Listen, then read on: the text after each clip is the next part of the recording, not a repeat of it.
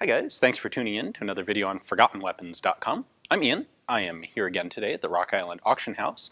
I'm taking a look at some of the guns in their upcoming February of 2016 regional auction, and I thought this would be a good opportunity to give you guys a brief history of the lever action rifle. Now, I'm not going to go into a huge amount of detail on any of these guns today, although in the future I will be doing an expanded set of videos into the many variations of lever action rifles that developed. However, before we get into that, I thought it would be important to go over some of just the basic groundwork of where these things actually came from. And in addition to that, I think it's actually a really interesting story with a bunch of big names that you will recognize today.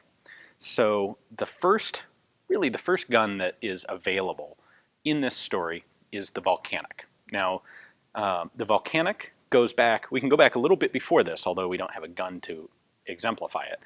A man named Walter Hunt developed a concept called the rocket ball ammunition, a rocket ball cartridge, sort of. Not really a cartridge. What he came up with was this idea that if you took a relatively long lead bullet and you hollowed out the base of the bullet, you could then fill that hollow base with gunpowder and put on some sort of fulminate primer, and you could have a self-contained cartridge. One of the big advantages of this was, in addition to being self-contained and easy to transport, it was also relatively waterproof, unlike carrying loose powder or a paper cartridge. So this was before the advent of the self-contained metallic cartridge, before the use of brass cartridge cases widely. Hunt came up with this idea, and he came up with a lever action, more or less, firearm rifle to fire it, which he called the Volition Repeater.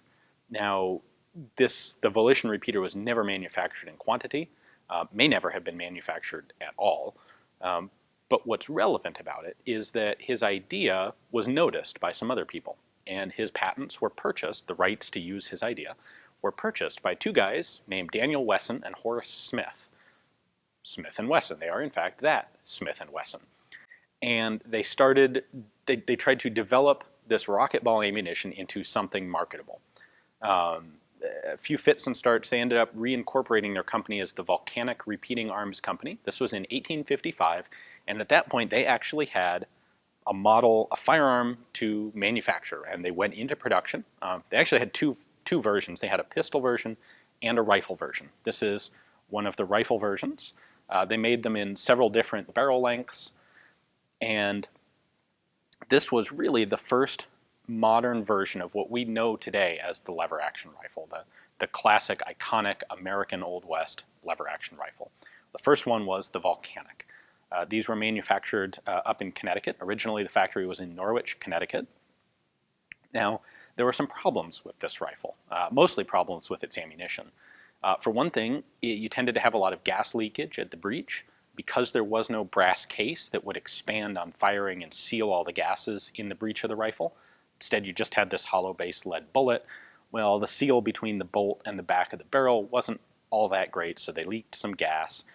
And maybe more importantly, the cartridge was really, really wimpy. It fired a 106 grain bullet, and by the way, this is the 41 caliber version. The rifles were typically in 41, the pistols were in 31.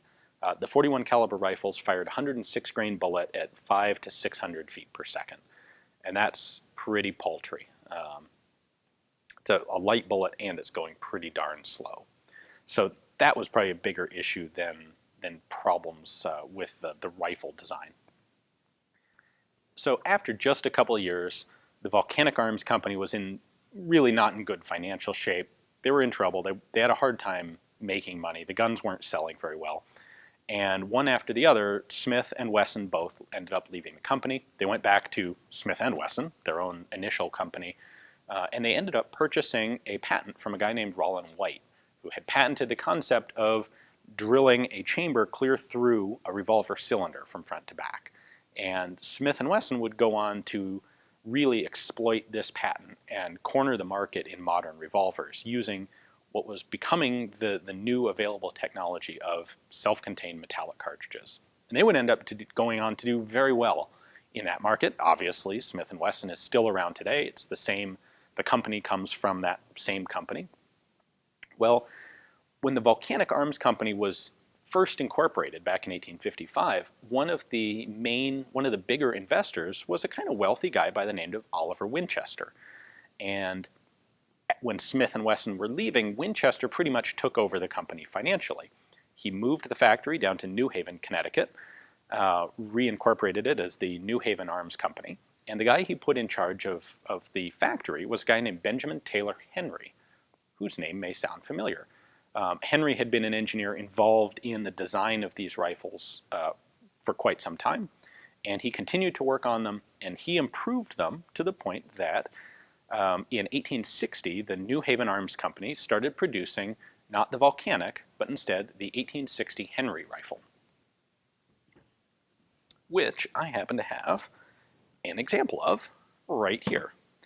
So the advantage of the Henry was that it now used rimfire ammunition. Instead of these really pathetically wimpy rocket balls, they had a longer, larger projectile moving much faster, the 44 rimfire Henry cartridge. So this specifically fired a 200 grain bullet at about 1125 feet per second. So literally double the bullet weight, well, almost double the bullet weight, and double the velocity of the Volcanic rocket ball. Much more powerful rifle. And you can see that when you compare the two guns side by side, just the sheer size difference. Look at the receivers of these two guns, how much bigger, how much more material there is in the Henry. That's because it had a lot more pressure to deal with. It had a much more powerful cartridge. So the rimfire ammunition used in the Henry had another advantage, that being it wasn't caseless ammunition. Caseless ammo has always, back when it was the Volcanic and today with modern experiments, it always has kind of a couple of similar problems, and one of those is what happens if a round doesn't fire, if you have some sort of malfunction? Well, the Volcanic had no extractor because there was no case to pull out of the chamber after you were firing. There was no mechanism to pull anything backwards. So if you had a dud round, you had to open the lever up and then get a cleaning rod and try and ram the dud round out the back of the barrel.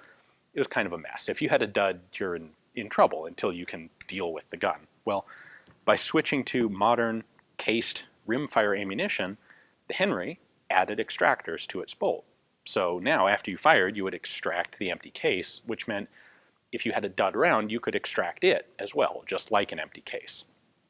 The brass case also alleviated all of the gas sealing issues because now you had that brass to expand and create a gas seal. The Henry was, in general, a more practical gun.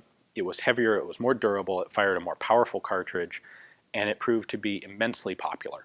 Now, one of the issues with the Henry was it didn't have a handguard. Now, the Volcanic hadn't either, but on the Henry, you've got this tab here is your magazine follower, and so in addition to the barrel getting hot as you fire, because I mean the magazine capacity on these was significant.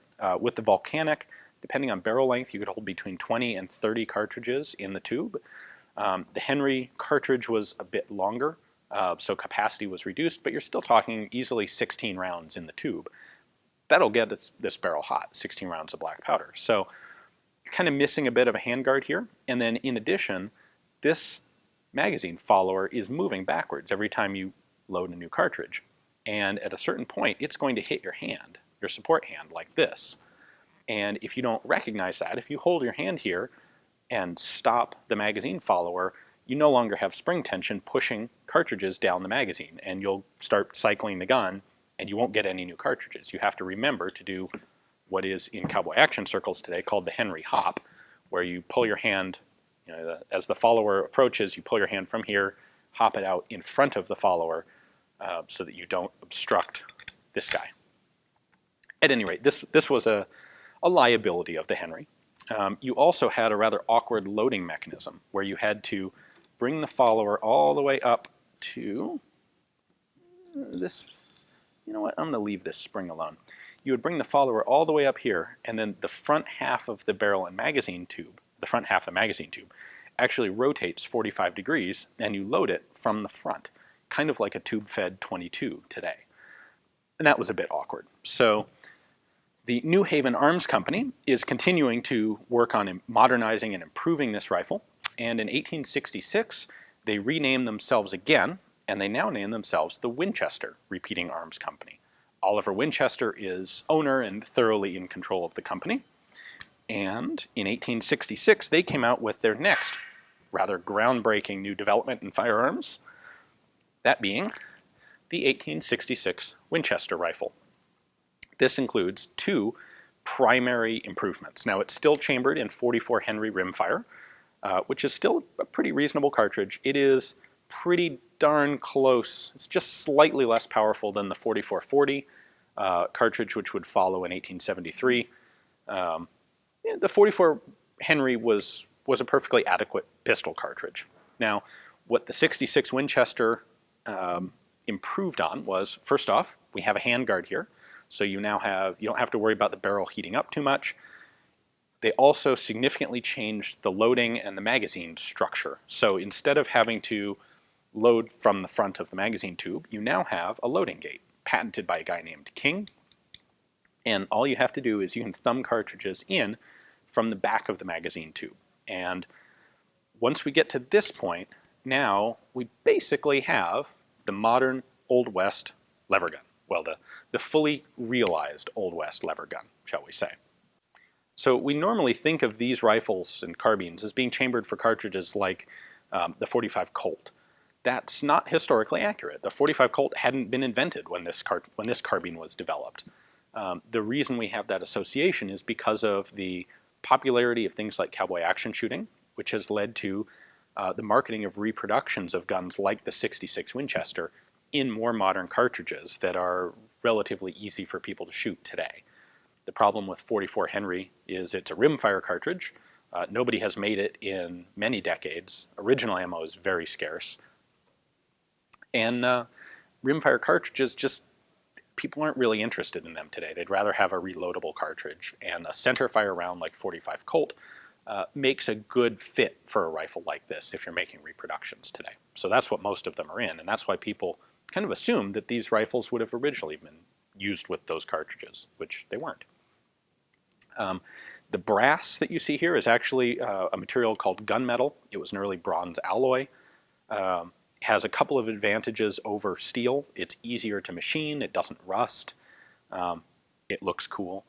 This is what gave some of these guns the nickname Yellow Boys. Had nothing to do with racism, it was because they had rather brilliant yellow receivers. So they kind of acquired that name easily and automatically.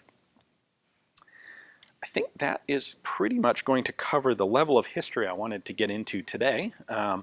After the 66, there was a whole progression of further lever action rifles. Just with Winchester, there would be the 73, the 76, the 95, the 85 or 86, the 94, the 92, and that's not counting the other companies like Marlin and Burgess that were also making lever action rifles.